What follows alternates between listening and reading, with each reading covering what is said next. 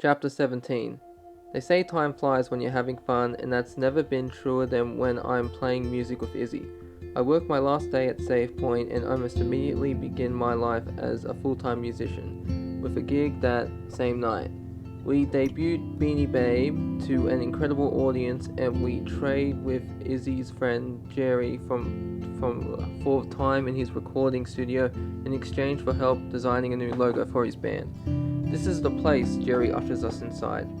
On the fourth floor of a high-rise, the elevator opens directly into his apartment. It's one of those places I've seen from the outside and wondered who the heck can even afford to live there. Jerry apparently is the answer. Izzy mentioned on the way over that he was wealthy, but I thought she meant that he was the type to fill up his whole gas tank or an extra Gooch kind of guy. This is a whole other level. Whoa, I say as we walk into a living room with a window as big as Izzy's van looking out on downtown Seattle. Wait till you see the studio. Jerry gestures us even deeper into his apartment. First thing I did when I moved in was soundproof the extra bedroom and set up recording equipment. It's a pretty big space for the recording studio inside someone's apartment. I really expected it to be more like a glorified closet. A full drum kit rests in one corner with a lineup of every electric instrument I can think of. Guitar, bass, violin, and even a harp. Microphones hang from the ceiling, and on the other side of a glass panel is a room full of equipment with blinking lights and buttons I desperately want to press. And your landlord let you do that? Izzy asks. God no, I didn't tell him. What about your security deposit? I run my hands along the cushioned walls. Jerry just shrugs. I like to think of that as a premium for making my space the way I want it. I can't personally imagine thinking like that myself, but there's no need to share that with Jerry, especially as he's being increasingly generous to let us use his studio. Cool if I set up? I ask, pointing to the drum set. Jerry gives me a thumbs up and ducks into the other room to fiddle with some dials. When he and Izzy test the mics and levels on her guitar, I settle in behind the drum set. It's nicer than mine for sure. He's got more cymbals. I didn't even realize there were more to have besides hi-hat, crash, and ride. I experimentally hit one of them squarely with my drumstick. Steph, Izzy yelps. We're trying to work here. Could you cool it? Sorry, I wince and quiet the cymbal. There's not much for me to do while they get things set up, so I lean back against the wall and twirl my drumstick. I've had to stop myself from accidentally hitting the kick drum multiple times as my legs bounce up and down, my body too full of jitters to stay still.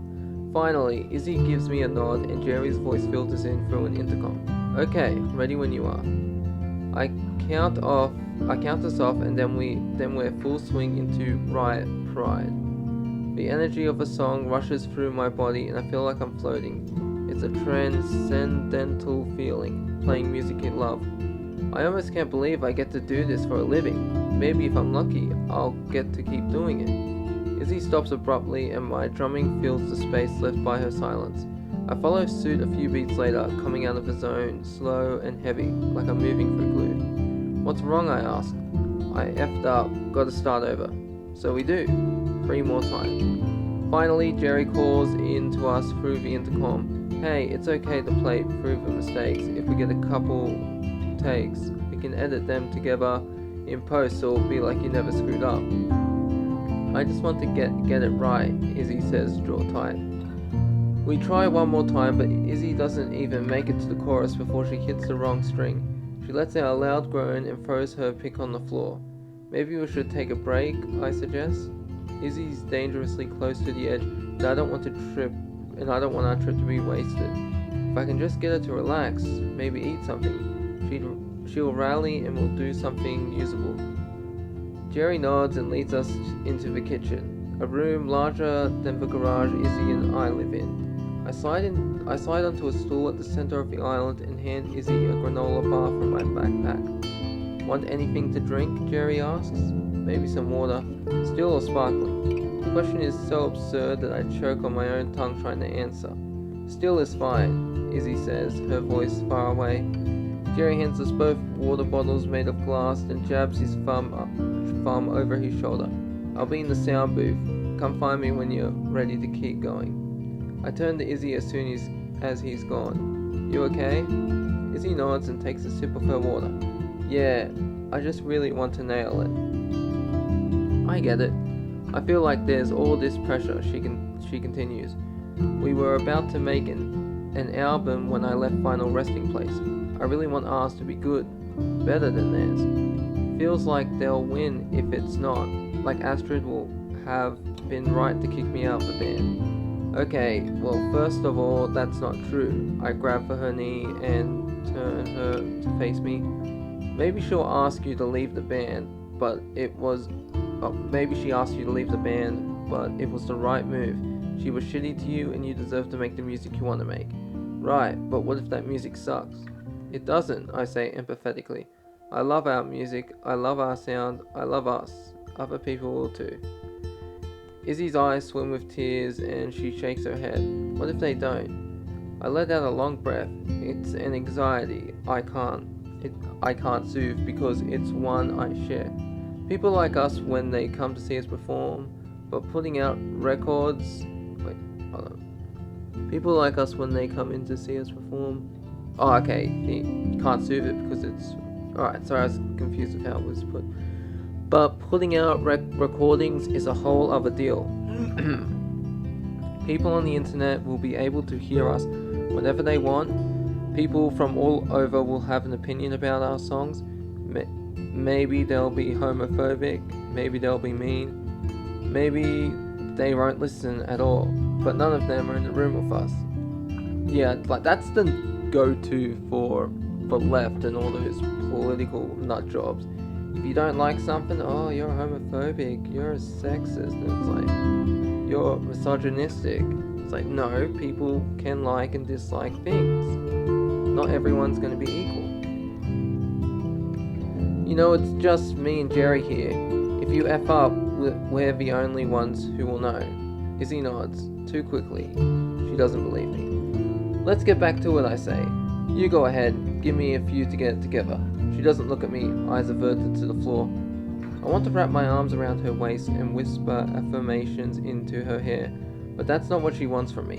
Instead, I just give a murmur of assent and head back towards the recording studio. Jerry sits there with headphones covering his ears and I tap him on the shoulders to get his attention. Hey, Izzy's gonna be a minute. I sit down next to him and point to the computer screen in front of him. What are you listening to? Some of my own stuff. Been messing around with editing some songs my band laid down last week. Jerry offers me a headset. I pop the earphones over my ear and close my eyes. Something's grungy while also techno crackles through my body. The rhythm strong with a synth melody over the top. It's cool, I say, after a few minutes of bobbing my head along the beat. Not what I expected at all, in a good way though. Jerry laughs at that. Yeah, I get that a lot. People always think I'm gonna suck. No, that's not what It's cool. I'd probably think that about me too if I met myself.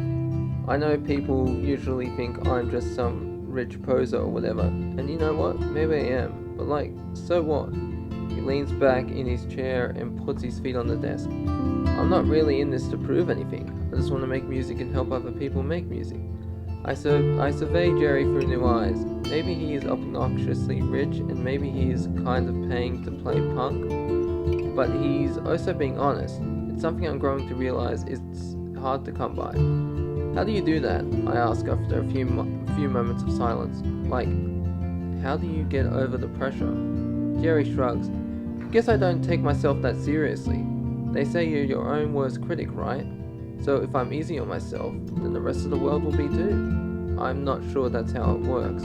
I glance towards the door, but still no Izzy.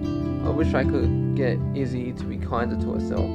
That's a losing battle. I've known Izzy for a minute and she's always been a perfectionist. I nod and tip my chair back. Yeah, I don't know what the deal is. Even when it's just us, she gets in her head. I wish she could see that without an audience, we can be as messy as we need to be. Maybe it matters when we're on stage, but off stage? Okay, Steph. Jerry sighs and gives me a pitying look. Izzy always has an audience with you. What? I start to ask, but just then Izzy appears in the doorway, looking weary but determined. Okay, let's try again, she says and enters the sound booth. I stand to follow behind, but Jerry catches me by the arm. She's performing for you, whether you want her to or not. Remember that. His words stick with me as I take my place behind the drums, adjusting the stool and testing my sticks against the snare. Izzy feels judged by me. I watch her plug her guitar into her amp and adjust her grip on phonetic beats. This all comes so naturally to her. I never could have imagined in a million years that I would be the source of her nerves. But her eyes cheek towards me, full of caution. Ready? She asks. I hold up my hand and beckon her towards me. We're gonna do great, okay? Izzy just nods, and I can tell she's still anxious. Her lips curve down and her eyes are dim with worry. My stomach sinks. I wish she knew how beautiful and wondrous and talented she is. I wish she'd believe me if I told her. Hey, I say, quietly enough that Jerry can't hear her. I love you. That gets a smile. I love you too. When Jerry gives us a thumbs up, we play and we don't stop until the song is over, and this time we totally nail it. Summer.